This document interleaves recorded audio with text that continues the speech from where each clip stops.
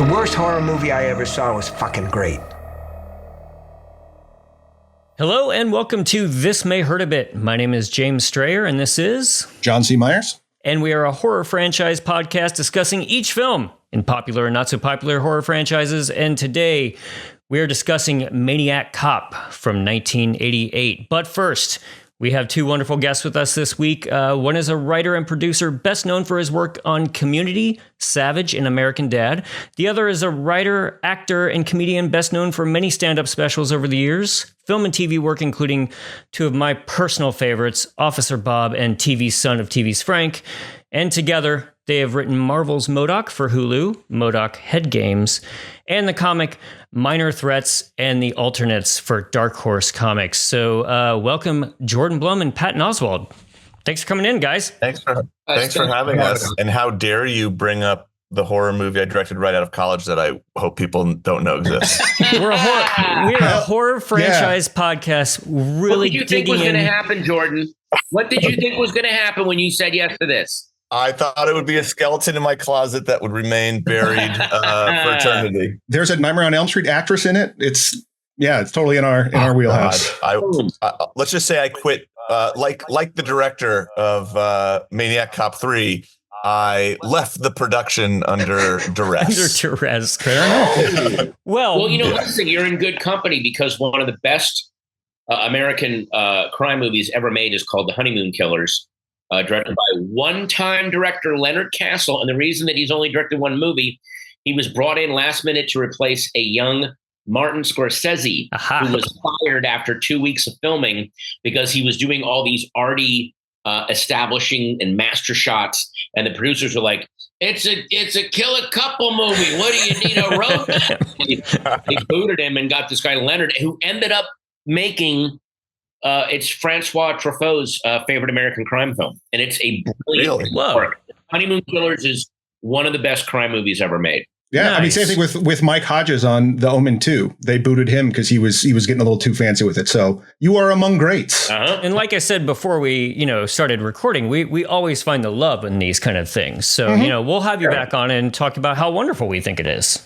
There's no love in my cold dead heart for that film. I've never seen a Bigfoot movie where he was so aerial. Leaping from tree to tree. He moves in that one. Mm-hmm. Yeah, he moves. Well, we wanted to have you on to, talk about Maniac Cop, because who doesn't want to talk about that movie? But also, we really wanted to talk to you about, Minor Threats and all the books in this universe. And the first time that John and I had heard about this, came across our desk, as they say, was the director Kelly Wessner at Dark Horse reached out to us to create the trailer for the first Minor Threats. So you're the guys who made that? John animated it, Kelly directed it and created the music, and I just kept it on time. Awesome. So you guys nailed it. Oh. You got that like Carpenter-esque music in there. Yes. Yeah. We both were like, yes, this is a Carpenter movie. Yeah, it's a Carpenter movie. Oh, fuck. So that's all Kelly Wessner did the music, and she sort of like storyboarded it out, and then John animated every bit of it, and then I just kind of made sure it came in on time because a director who also does their own music. Could you get any more Carpenter? I know, my goodness. So get any more Carpenter? We are very grateful because we love it. That's all. You worked at it. That's all Kelly. She's the John and the Paul and the George. We're just a couple of Ringos. And we were very excited. And of course, we had to read it after. So for the uninitiated and any of our listeners who have not heard about it, can you kind of give the overview of what the Minor Threats universe is, what they can expect, the standard pitch, if you will? Well, the standard pitch is D-level supervillains have to take down an A-level supervillain. When said A-level supervillain takes down an A-level hero's sidekick. Once that sidekick is killed, all the rules are out the window. All the heroes are coming down like the Gestapo in the criminal underworld to find this A-list guy. These D-list people are like, we just want to rob banks and jewelry stores. I don't know what is going on right now. So they decide, let's team up, hand this guy over to the heroes so that we can keep our little world going. And as you see now, at the beginning of Volume 2, one of our D-list heroes, Frankie Follis, also known as Playtime, has actually decided, no, I'm going to take over the underworld. But heavy lies the head that wears the crown. Right. So Fred Durst said things are that. about to get way worse. What I like about the villains is it's almost like, you know, I don't want to say Law and Order necessarily, but it's just like they may not like law, but they like order. So there is an order to this that these villains prefer, correct? No one loves order and predictability more than criminals. They want to know that things are there will be certain rules followed. One of my favorite lines from a noir, early Don Siegel movie called The Lineup is, if you're going to live outside the law, you've got to be honest, which Bob Dylan put in his song Absolutely Sweet Marie. I'm intrigued with the ideas of what are the laws and customs that the lawless form, because they do need to have them. You know, back in the day when Bonnie and Clyde were running across the country, the people that hated Bonnie and Clyde the most were John Dillinger and Babyface Nelson and Pretty Boy Floyd, because they're like, these two stupid amateurs are bringing so much heat down on the rest of us, you know, and no one was happier when they got gunned down than all the organized criminals. I'll say, because it's a movie podcast, these villains, they're not out to take over the world, whatever. Like Patton said, they're out to rob jewelry stores, pay their alimony, get a beer at the end of the day, you know, at their local bar. So we very much were thinking of them as sort of these almost Coen brother-esque characters, you know, criminals who are kind of fighting outside their weight class and kind of getting involved with a much bigger superhero, supervillain story happening in the backdrop of the city. I also love that they're fighting outside their weight class, absolutely against their wishes. These are not people who like, let's gird our loins and take when they're like, we don't have a choice. We either do this or we don't exist. So like that kind of anger and frustration and hopelessness, I love. So did you imagine this initially as just this one isolated story, or did you have this whole world planned out with all these other characters? I mean, we like the idea of, instead of writing with the idea of a franchise in mind, put everything in each story as if it's going to be its own thing. And then if it's popular enough, then figure out if there's a sequel or not. But a lot of times, especially now, ever since the advent of stuff like John Wick, you see a lot of these action movies and they are hedging their bets and trying to keep a few things in reserve for the possible franchise. And it hurts the first film and it makes the first film not interesting. So we didn't have that philosophy going into this. The art from Scott Hepburn, and I don't know what your involvement with the character design and stuff like that is, but there are so many characters that just show up that I want to know everything about, and then they're killed. And I think that's great. Yeah. In the first episode or the first issue of The Fastest Way Down, the Holiday Squad, particularly the Easter Bunny. What is that guy's whole deal? Oh, well, that was I had a note because I always love the idea of theme-based teams, and I know that Jordan loves theme-based villain teams. Your favorite being, of course, the Wrecking Crew. And the Royal Flush Gang. But I always love the idea of the crew that's like, we've got this idea together and we got to bring someone in that's just like, oh, so he is doing the, fine, I'll put ears on, I'll be Peter Cottontail, okay? But I'm just a demolition guy, whatever. Like, he needs a job. I don't care. I don't know. I don't know what the background is in this. I've always felt like Peter Criss in the band Kiss was like, fine, I'll be a fucking cat or something. Yeah. You know? I don't think he was completely on board. Everyone else was like, I'm a weird harlequin. I'm a demon. Cat, fine. It's the freelancer who's not really into the gimmick, but is like, is this what it takes to get the job? Right. Fine. I guess my Easter eggs will have explosives in them, and I'll carry them in a basket. Like, well, again, he already has it explosive. He goes, fine, I'll put him inside eggs. Yeah. Right. I'll go to Costco tonight. I'll get some plastic eggs. Right. I'm not wearing the fucking cottontail. I'll be like, on the line at the ears. It's flammable. I can't have that on me. What I really enjoyed reading in the first few issues of the first collection was I was trying to get kind of grounded in what the world was. And I really liked, okay, so there's superpowers. Okay, so there's aliens. There's kaiju as well. Now there's interdimensional beings. Like, I really loved kind of exploring what themes and ideas from fantasy that you were going to put into. So was there ever any rules, or was this, man, kitchen sink, everything that's ever been in comics, everything from vampires and werewolves to aliens? The last thing you said. Love that. It was Scott Hepburn's art, we talked about what does a city look like that's weathered 60 years of superhero continuity, and what's fun about superhero comics is they tell every kind of story, horror, sci-fi, you name it. So we just wanted you to see pieces of stories we'll never tell, remnants of some sort of poison ivy like invasion where there's just dead husks of killer plants, or a kaiju who fell years ago and people built low income housing because no one moved it. I think we wanted it to feel lived in, where there's a history that predates these characters, and there'll be a small footnote in the history of this world too, and it will go on beyond them, but that there's so much that's happened here that this is just everyday life for people who live in this city. Yeah. When Jordan came up with the phrase 60 years of continuity in the background, that just unlocked the whole thing. Oh, of course. Yeah. That's, and as we've seen, people can adjust to anything. Mm-hmm. Very true. I guess I'll live in this hollowed out kaiju. It's fine. Yeah, I just won't go to work anymore because that's where the time loop is. I'll just get a new job. Again, one of my favorite comics is Maniac of New York. There's an unkillable Jason Voorhees style killer in New York, and New Yorkers are like, "What am I going to live somewhere? I'm not going to move to Scottsdale, Arizona. I'm in finance." Yeah. They do news reports. I'll adjust. Written by Elliot Kalin of the Flophouse and of MST. And former Daily Show writer. Exactly. Yeah. Former Daily Show head writer. There you go. It's not undersell. I like in that sort of that 60 years of continuity in the background, how that affects the characters as well, in terms of you have characters like Brain Tease that's, wants to retain this sort of idealized former glory that he has, but then also in the alternates, it's this sort of this drug metaphor going on.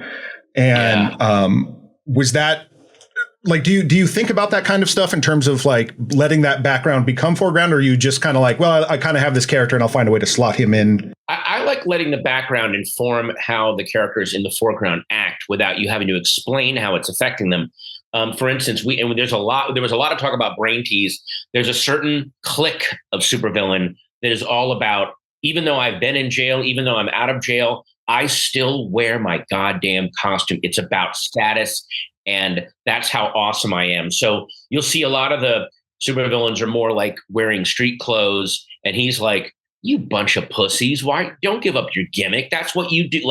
He's not taking that off. There's a very misplaced, arrogant sort of pride in that I love. Mm-hmm. There's a weird kind of meta backdrop, I think, to the series, in that we're very aware of comic book history, and we kind of wanted to comment it as if the characters had to live through the changes through comics. So a lot of the main characters of the Minor Threats book feel like Silver Age, Bronze Age characters from the 60s and 70s. And we talked about how, in the 80s you had Frank Miller and Alan Moore come in, and can you imagine being this goofy one-off villain, and all of a sudden the Joker's just shooting people and Batman's breaking backs, and you're like, what happened? Yeah. I thought we had a thing here. What happened to Crazy Quilt like that, or Condiment King, having to deal with Frank Miller's world? Yeah, and we're like, that's what it is. This is the last gasp of this kind of innocent era that's and the world's changing, and the villain in it, Stickman, kind of represents that. Mm-hmm. So we just thought that would be a very interesting thing to have. And similarly in the alternates, it's even more meta because it's about characters who essentially were rebooted and then rebooted back. Mm-hmm. And what that would do to your psyche if you were this very simple hero and suddenly you became a Vertigo mature reader character who, had your consciousness and your powers kind of elevated. And now you're back to a 2-dimensional superhero world. And you're like, I was a god over there. Now I'm just this lame hero.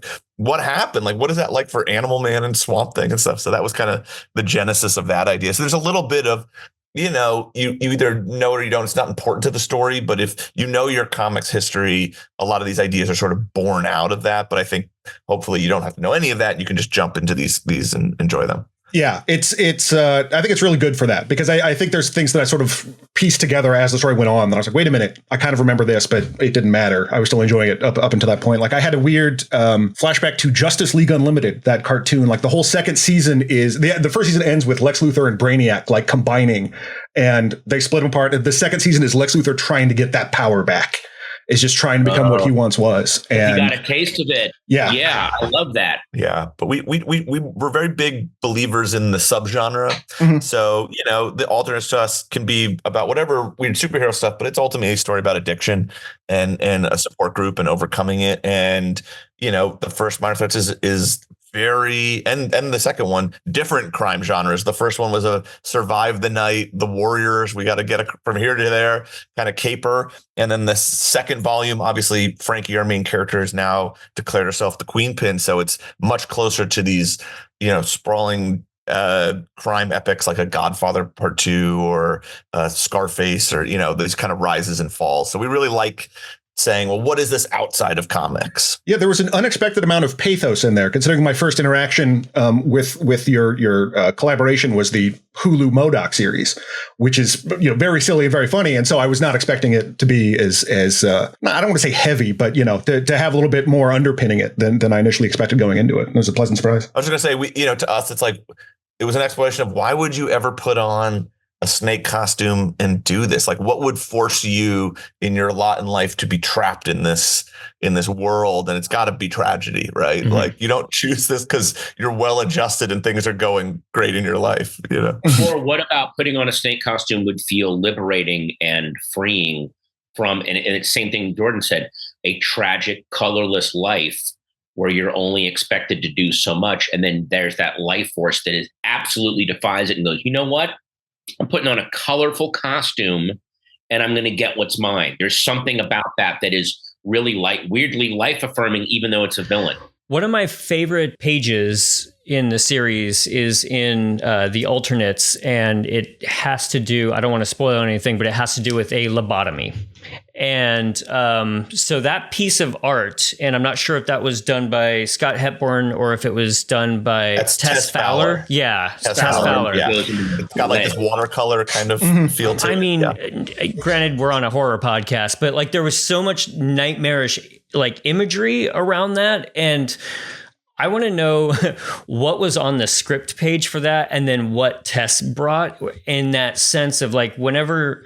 So you two send out a script and then you get your sketches and then your colors back. Like, was there a moment in these books where you were like, oh my God, this went so above and beyond? Like, they added so much more to our story. That's one of them. Yeah. That's absolutely one of them. Because, we wanted Tess to just go nuts. I think we would give her almost bare minimum and let her bring to us like, oh, he gives himself a lobotomy, trying to remove the piece of his brain that controls ethics and morality. And she was like, well, that would look like this. It'd be all these demons yelling. It was really her interpretation. Right. It was incredible. We thought we were blown away when Scott Hepburn went above and beyond. But then when Tess Fowler then took, the idea of the world we created and then go, well, what does that look like? Vertigo-ized. Oh, okay. It was astounding. It was astounding. Yeah, as a big fan of Bram Stoker's Dracula, I really loved her work in the first issue as well. Yeah. Oh, yeah.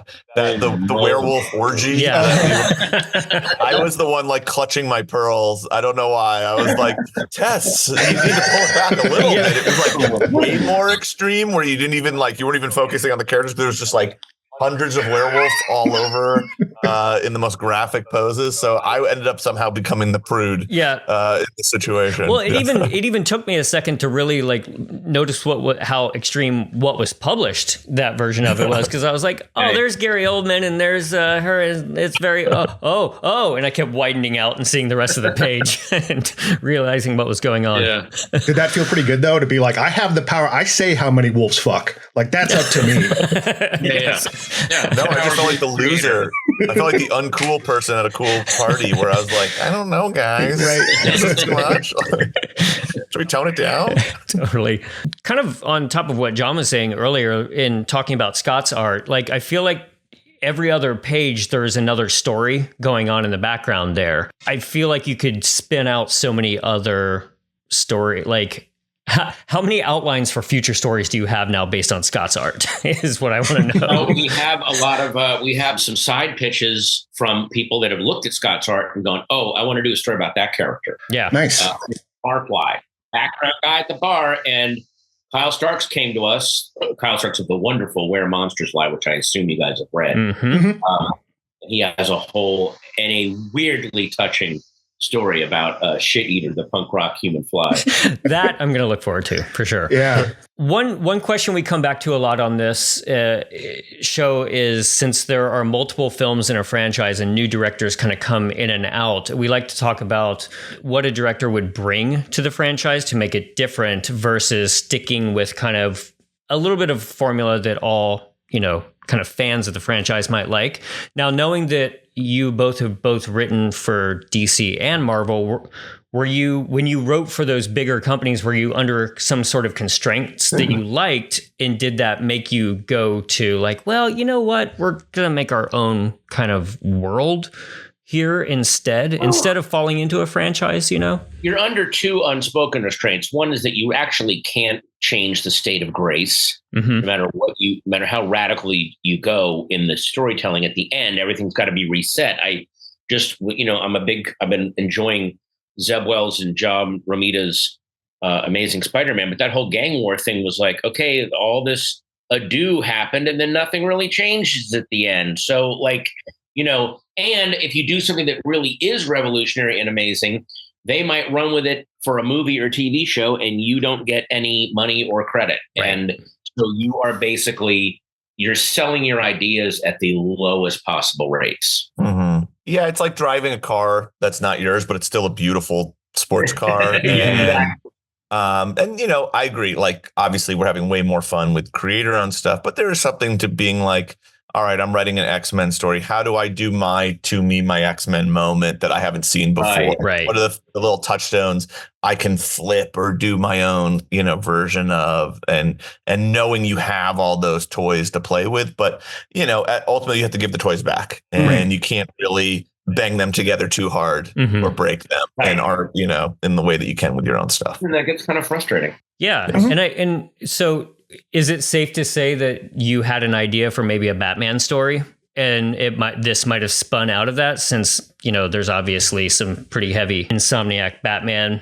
This was an idea that I had for a Batman Joker story. The same idea, which is that the Joker breaks out of Arkham Asylum and the C-list heroes, and I was literally going to use Calculator, Crime Boss, Crazy Quilt, Copperhead, literally the C-list. I have to take down the whole, and then I was telling it to Jordan, but I was like, I did some work for Marvel. I've done some work for DC. You bust your ass, and he goes, well, let's just make up our own thing then. And then we started building the whole world out. It was amazing. So, right. That's great. Making sure we talk about your newest issue. Frankie is a lot different at the beginning of this than she was at the end of the first one. Can you talk about where you wanted to take her? And, I know you said in the beginning kind of like heavy is the head that wears the crown. So what did you want to do with her in between these issues and jumping off into the second? Right. Well, there's a heel turn right at the end of the first series, which is that it's this person who's trying to leave this life behind, wants to escape it, thinks this is her way out, and in doing so realizes she's good at it, and this is what she's meant to do. And now she's kind of cleared the board of heroes and villains, and she can step up and organize things and honor the world her mom brought up in, but do something new and different. And, she's got Scalpel at her side, who is trying to legitimize, the world she's in, but that's not the world Frankie knows. And I think that's kind of putting them in conflict. And then on top of that, she went through a trauma. She murdered a hero that she's known her entire life. And I think we wanted to kind of hint at this darkness that's following her, but she herself is aware of it. And I think you're going to see her kind of have to come to terms with this path she's on, and if that's really who she wants to be. Right. Yeah, that makes sense. Yeah, I'm excited to see where she goes and where your young Avengers or shitty younger Justice League kids end up coming into this. And They are shitty teens. Troubled Teen Titans. But I'm afraid of every teenager these days. So like teenagers in costumes now with powers, like keep them away. This is our horror. Yeah. This is our horror. Yeah. You write what you're afraid of, Right. and we wrote them. Your power is standing on the porch, flicking your porch light on and off, try to get them off your lawn. Right. We yell at clouds. That would be our cloud yeller. Yeah. We are Constantly. I'm sure people have asked you how you might adapt Minor Threats when Hollywood finally comes a knocking on the door to create a giant universe for this. And so my question would be, who would you want adapting it? And clearly, why is it William Lustig? And would it be the style of Maniac Cop or that kind of like grungy 80s, like lower budget feel? I would definitely want somebody, I mean, one of those, part of me does kind of want those great journeyman 80s action directors, like a McTiernan or something that could come in and just do that gritty, boom, a William Lustig or, whoever was, there was a whole troupe of especially like kind of New York grindhouse directors that I think would really nail this world. And then have the startling moments of actual superhero powers showing up in the middle of all this grit would be fantastic. Mm-hmm. Bruce Campbell as Pigeon Pete would be amazing. Oh my gosh. Yeah. Love that. Especially as the guy who's been kind of around the block for a while now. Yeah. In the business. Oh, yeah. I mean, I always picture Pigeon Pete as like, the way that Burt Reynolds kind of aged, where you can still see the hotness, but there's also the years of bad decisions and, doing stupid stuff. Mm-hmm. I kind of want both of those there. Yeah. He can still have that kind of like sexy walk through the scene that he can do, but then that there's years on his face. There's another guy. There was another director. And maybe I'm going a little too far, but his name was Buddy Giovinazzo, who made the grittiest New York movies. He made a movie called Combat Shock that Chroma put out. I mean, if we really wanted to go hard on the grit, I just don't think that he would accept doing anything that had superheroes or hope in it. if we're doing, along those lines. But if you've ever seen his movies like No Way Home or Life is Hot in Cracktown, and especially Combat Shock, you're like, oh dear God. Yeah. Brutal. What studio do you think would finance him coming in to do Minor Threats at $50 million? Yeah. The Asylum Films. Right. So what is your history with Maniac Cop? Have you been a fan since it came out? Is it something that you go back to very often? I missed it when it came out. I only saw them. I watched all three of them. They're all on Shudder. Yep. And so I watched them a couple years ago, just back to back. It was just a great, every film buff has holes of stuff that they've missed, and I missed them. I'm bummed that I missed them because it is a really weirdly, it's very dark and very sleazy, but it's also weirdly moral. Like the Maniac Cop wants to just kill corrupt police officers and spares citizens and there's a lot of weird gray areas that they seem to have a lot of fun exploring. He's definitely more in the right, I think, sometimes than the hero who is like, here's our hero, the guy cheating on his wife. Yeah. Yeah, it's interesting. You read some kind of takes on this movie that talks about how sort of revolutionary and anti-cop it is, and it talks about certainly like they give air to that, to those views, but like it ultimately comes down to this guy was set up, and I know they explore it more in part 2, but they really kind of lean on that. That's like, yeah, he killed a bunch of criminals, but they were bad guys. So and then it was almost like it's like a warped version of Serpico. It's the other cops who sent him to prison and then tried to get him shanked and got him killed, and he came in. But he's never an instrument of his own vengeance. He's the instrument of someone else's vengeance. He's always controlled by somebody else, which is also like there's like 2 layers of tragedy here. And the titular character played by Robert Z'Dar, who in what could be his biggest role, which, saying it's your biggest role when you're Robert Z'Dar is saying something, I suppose, since man is huge. I think he only speaks in the third one where he just says finish it when they're doing that weird ritual. I think no other time does he have dialogue. Not at all. Yeah. But he's just one of those actors that they keep his face shrouded in shadows through the majority of the film. But like, if you've seen Robert Z'Dar before, you're just like, oh, I know that outline. I know that chin. I know that, I know that's Z'Dar behind that mask. And he holds himself. He's like, there's such a menace to the way he moves. And like the physicality of the performance is like, it's really terrifying. Even he's in a Lipton iced tea commercial with David Carradine, and even in a goofy little commercial, he looks like he could take a shotgun blast to the gut. Like, all right. Well, and that it's funny you say that, because as the movie goes on, like, is he undead? Is he wearing the best bulletproof vest you've ever seen? He is a cop, after all. Is he just huge? I mean, and I think Lustig has said, like, I never wanted to decide that during the film. I started trying to decide it, and then I just stopped caring. I think it becomes more apparent in the sequels, but I'm kind of decaying, right? I think so. I was kind of okay with it just being like, I buy it because it's Robert Z'Dar and he's huge. Yeah. And I don't mind this at all. So they say he has like brain damage or something. Yeah. I remember that being dropped. Right. And like they just kind of throw everything into the pot, and you're like, yeah, he's a zombie with brain damage, but he's still alive, and also he's being controlled. Yeah, they kind of hand wave away a few things, because the movie starts with Tom Atkins. When you first see Tom Atkins is already convinced it's a cop. You don't really get an indication of what's led to it, other than that the attack on this woman is apparently too severe for these two teens to do it. So it clearly must be a cop. But you're like, yeah, okay, fine. And you go along with it. But it does, as you get further into it, it does, if you stop and think about it, it's a little bit strange, because if he just has brain damage, but he's still kind of alive, why is he sleeping alone at a pier? Why isn't she taking him? If she loves him, why aren't they sharing a space? But it does seem like she's sort of, Sherry North is using him to exercise some vengeance. Sherry North is a pretty terrific actress. She was in Charlie Varick and Burt Lancaster movie called Lawman, which is a kind of a Western prototype of Maniac Cop, where he's this sheriff, but he's almost like Judge Dredd, where he just is absolute no compromise. Everything is black and white. Very weird early 70s Western.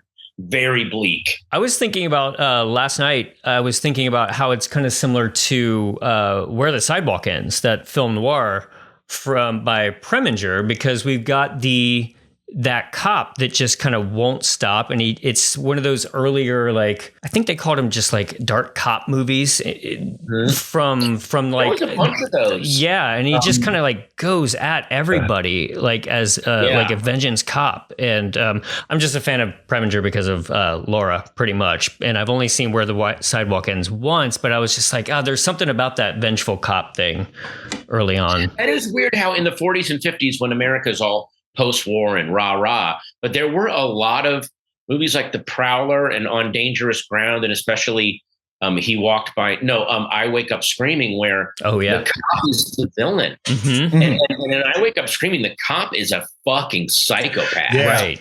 Yeah. He is fucked up. Yeah. I feel like this movie has a lot more of its own identity than what I'm going to compare it to, but there's a little, to me, I kept reading like, this is the Ghoulies to the Terminators, Gremlins. You know, like that. Totally. Is this. This is a spin-off of like that movie was so the Unstoppable Force. Oh yeah. You know, kind of thing and I think this is much better than Ghoulies. But I think that like there's can we capture that vibe? That movie was a monster, hit. Well, the assault on the police station in, I think it's number 3, it happens in number 3, right? I was just going to say, there's got to be one in this series. I think it's in number 3, and it's really well shot. All of the stunts in this movie clearly have that feeling of, we didn't really get any permits. Let's just shoot this as quick as we can. Yeah. Like it has that kind of feel to it, which I love. Well, I looked into who was doing the stunts for it, because it has such a distinct style, especially the final stunt, which just looks absolutely like it was going to kill that man. But that body just flying over. Yes. Yeah. The stunt coordinator is a gentleman by the name of Spiro Rasitaus, and I was looking up what he's done since. He does stunt coordination for Fast and the Furious, Captain America films, The Expendables, and even the sequel to Three Ninjas, Knuckle Up. So he's been around, but like, and there were like 9 deaths on that movie, I think. I mean, behind the scenes. Yeah. So he puts that lower on his resume. Yeah. Right. He had to keep replacing kids like every week. Go to the ball, get me another 14-year-old. This is awful. You want to be famous, kid? A learning experience for him. Yeah. But I always love it when we watch these films that, you know, were made on a shoestring, no permits, that kind of thing. And somebody goes on to be a wildly successful career later on. Like we just did stunt and you're like, get me that guy. Yeah. He is fearless. The guy who almost fell underneath the car as it went off a dock. Yeah. We just, I think the DP of Vanilla Ice's Cool as Ice went on to do Schindler's List. Yep. Later. Yeah. Yep. Like literally, that was the biggest glow up ever in Hollywood history. Yeah, we just talked about the Basket Case series, and love that series. Yeah, so the guy that did the makeup effects for that went on to work on the Heath Ledger Joker. And I don't know if he's responsible for the cut smile, but he's and again, Basket Case and Maniac Cop were among these gentlemen's like first credits. And I love seeing that kind of progression with that kind of success. You watch it, you're like, imagine what these guys could do with a budget. Yeah. Right. I love how the protagonist in Brain Damage it meets the guy from Basket Case on the subway for a second. Yeah. It's like, are we building a Henelotterverse or what is going on? Please do. Yeah. The answer for when they have a budget, or at least some budget for Frank Henenlotter, was get silly, because the latter two Basket Case movies are just goofy as hell compared to the first one. And it's a lot of fun. But Spiro, that stunt that Spiro does at the end, he has to drive the car as well. It's being pushed by another vehicle, but he has to kind of steer it so it hits the ramp and then fling himself off of it. So there's just like a lot involved. And Bruce Campbell was a little bummed because he wanted to do more. This was his first not Raimi-verse film. Like this is right after Evil Dead 2. And he wanted to do more, but Lustig was like, no, we got stunt people. Don't worry about it. So he was excited when he got to fling himself around the paddy wagon at the end, but most of the stuff they had. That was hilarious. Yeah. It looked like he was trying to knock himself unconscious on his own. Yeah. It was edging into, because all those guys love the Three Stooges, so it really looked like having a fit.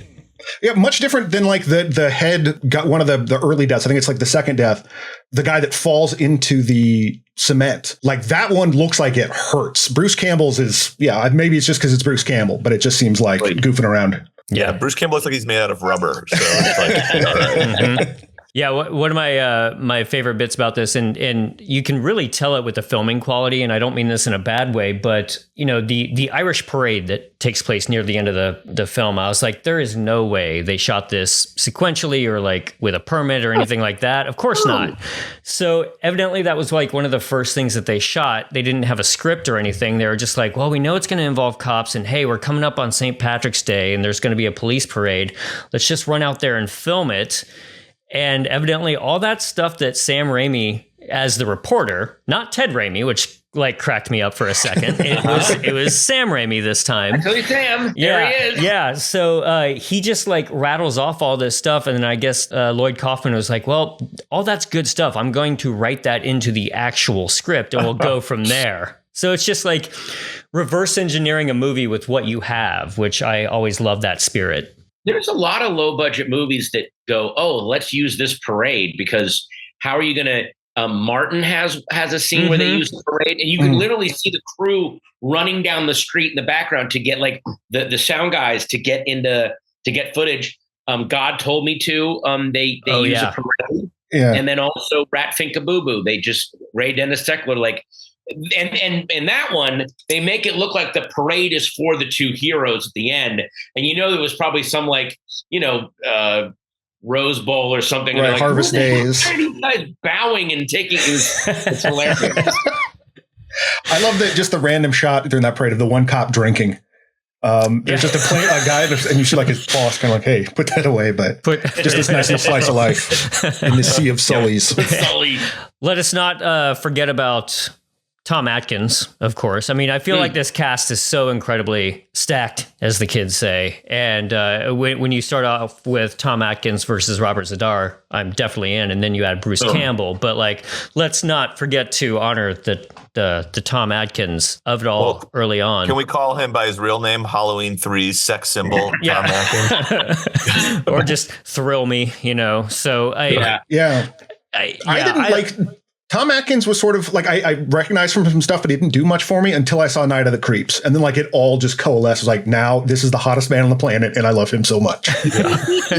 Yeah. It's like the battle of three distinct jawlines in this movie. Completely, like at least two chins. Yeah, maybe three. Yeah. I loved his interactions with Richard Roundtree, of course. And as someone who my favorite trope in a movie practically is a chief saying "turn in your badge and gun." I was really disappointed that Tom Atkins did not lose his badge and gun in this movie. Yeah, they could have hit that, but I mean, technically he did. I mean, he died.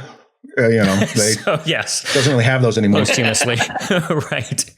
But I Atkins, like Bruce Campbell actually gets to do a lot in this movie. He actually gets to not that he's not acting in the Raimi movies, but he's expressing remorse over his dead wife and all that kind of thing. Like he's got a long marriage drama scene, he gets therapy and stuff. He gets something to do. Yeah, that's a fun sequence because they're trying to set him up as the red herring at the beginning, that it might be him, but just the way it kind of like builds up and then he deflates it.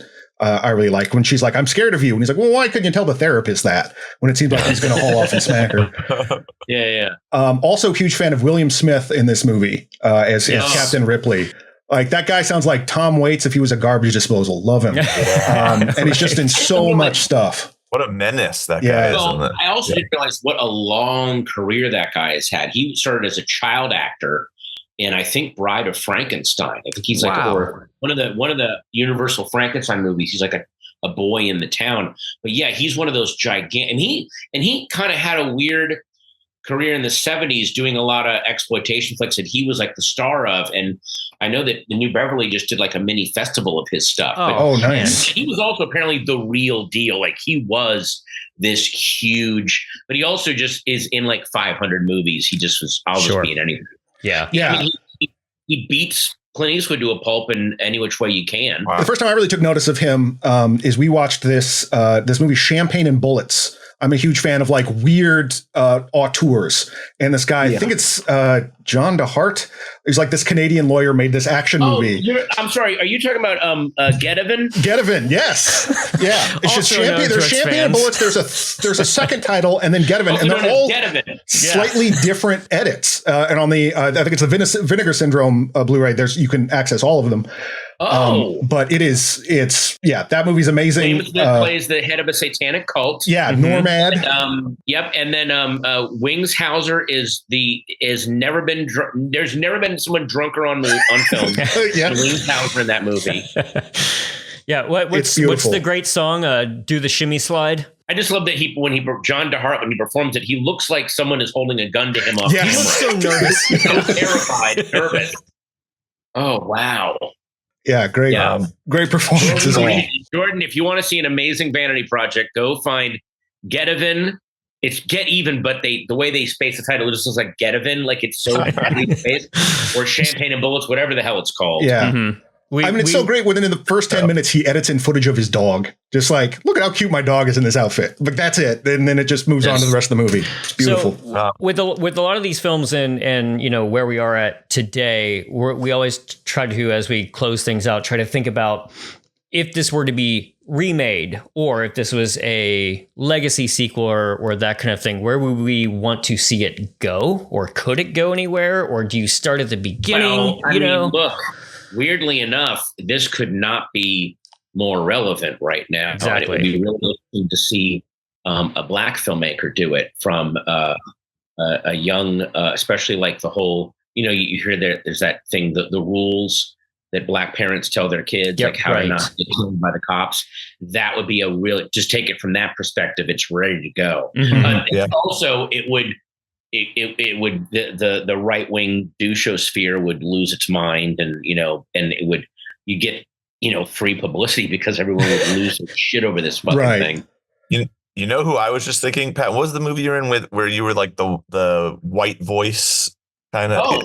Boots Riley. Yeah, Boots Riley would make such an interesting version of that. Would be wild. Yeah, I just watched I Am a Virgo and really, really dug it. So yeah that's a great idea. So cool, that show. Mm-hmm. Yeah, some of the best VFX I've seen in years. Oh my god! And I'm sure he had $5 to do it on too. So geez, Boots Riley remaking Maniac Cop would be something else.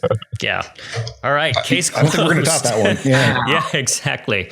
All right, well, let's go ahead and honor our dead, please. Cassie, played by Jill Gatsby, neck snapped by the Maniac Cop. Sam, played by Bernie Pock, slashed with baton sword thrown against windshield. Musician, played by Luke Walter, face drowned in wet cement. Officer Davis, shot by woman in car. Ellen, played by Victoria Caitlin, pulled into van, throat slit by Maniac Cop. Police officer, hung with belt in jail cell. Sally Noland, played by Sheree North, repeatedly slammed against wall. Police officer, face slammed against cell bars. Police officer, strangled with handcuffs. Frank, played by Tom Atkins, thrown out of a window. Commissioner Pike, played by Richard Roundtree, stabbed with baton sword. Captain Ripley, played by William Smith, stabbed with baton sword. Prowler, played by Rocky Giordani, stabbed with baton sword. Watchman, played by Frank Pesky, ran over by police van. Bremer, played by Corey Michael Eubanks, shot with a shotgun by Maniac Cop.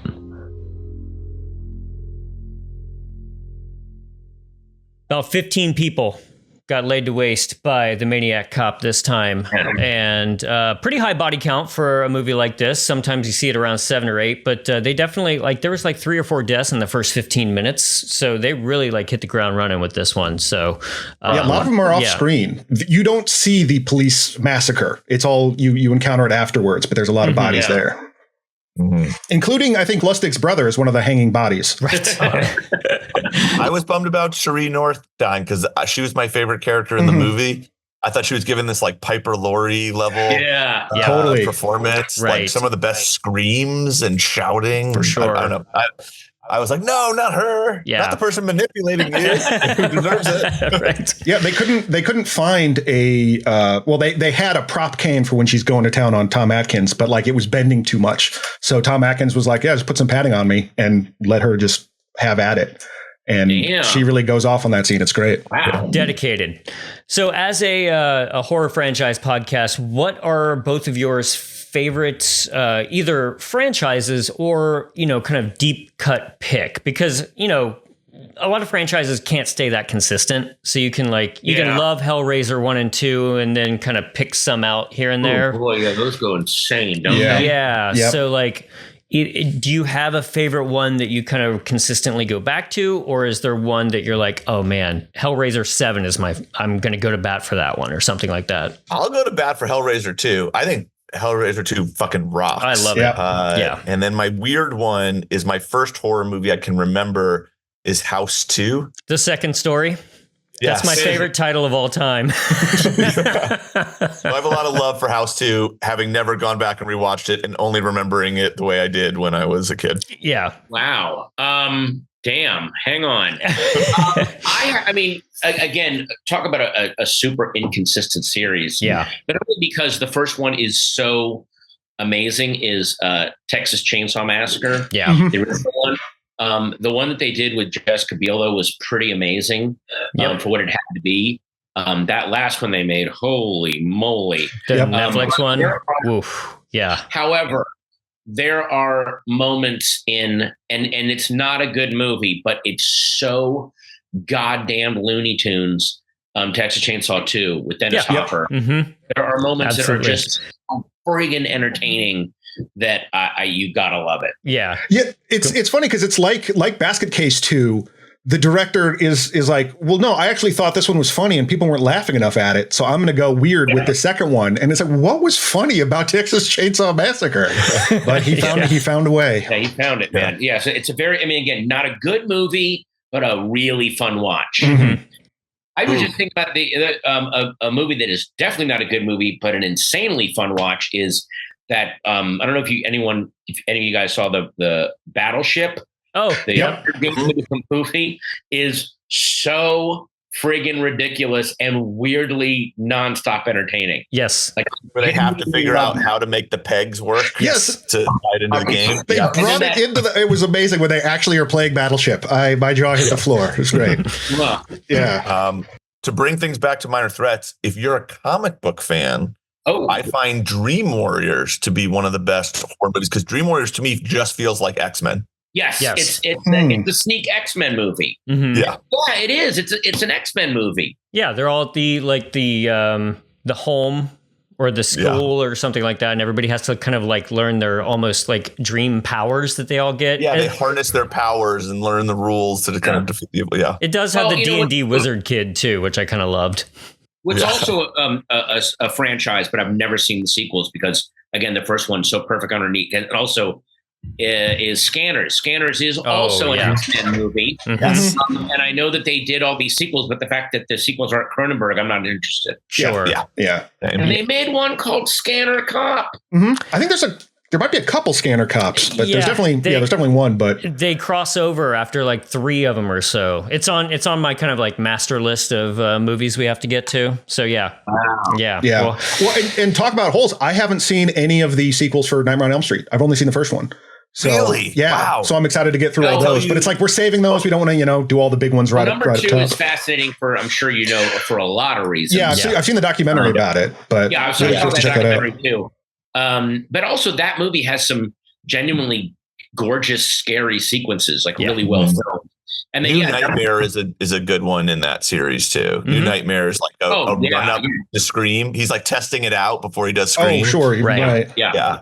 Number 3 is an X-Men movie. Mm-hmm. Yeah. Well, I had a weird thing. If I can tell a quick story, please. Growing up in the 80s, I was that kid who would force themselves to look at the boxes right in the video store. Mm-hmm. Yeah, I was absolutely terrified of Freddy, Jason, Chucky, to the point where I've told you this story before, Patton. Instead of praying to God to protect me, I would pray to the monsters and like I would be their Renfield. And I would offer them my bus driver if they spared me. That's where I was at like 6 or 7. Did you get any powers? But I never watched the movies. And then in high school, we had like a senior room, and I never found out who it was. But every day, someone would leave a Nightmare on Elm Street VHS in there, and that's how I ended up watching them. And I was like, these are amazing. And I spent my whole life being terrified of Freddy and became a super fan overnight. But there's someone with like The Ring or something would just show up. This VHS would just be standing there every day, a gift for me to watch. You never found out who did it? No. Ooh. Yeah. Creepy. Someone was looking out for you. I love it. Yeah. My horror Santa. Oh no, it's Silent Night, Deadly Night. That's another series that goes off the rails. They abandoned Christmas pretty quickly. But the latter ones are actually a lot of fun. There's a movie that John Waters recommended, not to me, he's just written about it, that I watched last year called Christmas Evil. Oh, yes. Mm-hmm. That does not have to be as good as it is, and features a genuinely brilliant lead performance by Fiona Apple's father, who plays the Santa. Oh, wow. That's Fiona Apple's dad. He's an actor, and he is genuinely brilliant in the role. It's basically Taxi Driver, but with a killer Santa Claus. Perfect. And much like Taxi Driver, with a very ambiguous ending where, is this happening or is this person dreaming that it's happening? Sure. Yeah. We like finding those ones that have just kind of like, we've never bothered to dive into. Right. Like we just did the whole Psycho series, and I had never seen Psycho 2 before. And I was like, that movie is way better than it has any right to be for being the sequel to Psycho. Just the way he says the word cutlery. Yes. So we've had a lot of fun, like kind of filling in the holes of those classics in this weird experiment. So to wrap things up, any last words for Minor Threats and the universe that you're building out there? What's coming up next? We've got the first issue of the latest series, but when will the second one come out and beyond? Well, issue 2 comes out next month. The Barfly spinoff comes out in July. The Alternates trade comes out this month, the 17th. So if you missed the alternates, you'll be able to read it as a complete story. There's really cool like process art stuff in the back of how Tess painted these pages and Chris Mitten's designs. Awesome stuff. Love it. Nice. Well, thank you so much for coming on the show. We really appreciate it. Come back and talk about horror movies anytime with us. And and to the listeners, please fire up that copy of Maniac Cop 2 because we're diving right back in a couple of weeks. And until then, you can find us on Instagram at This May Hurt a Bit Pod, Hurt a Bit Pod on YouTube, and you can email us at thismayhurtabitpod@gmail.com. So once again, thank you so much to Jordan and Patton for coming on and talking about Maniac Cop with us. And we'll see you next time. Thanks for having us, man. All right. Thanks so much. Good night.